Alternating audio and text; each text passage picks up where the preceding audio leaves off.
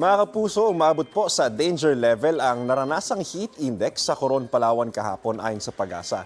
Naitala po roon ang 42 degrees Celsius. Paalala po, ang tuloy-tuloy na aktibidad sa ganyang kataas na heat index ay maaaring humantong sa heat stroke.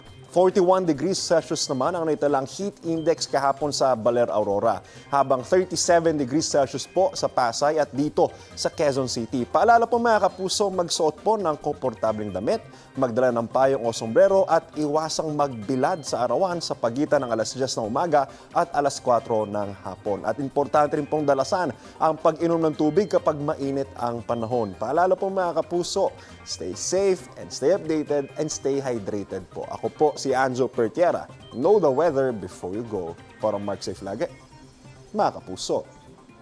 Kapuso, huwag magpapahuli sa latest news and updates. Mag-iuna ka sa balita at mag-subscribe sa YouTube channel ng GMA Integrated News.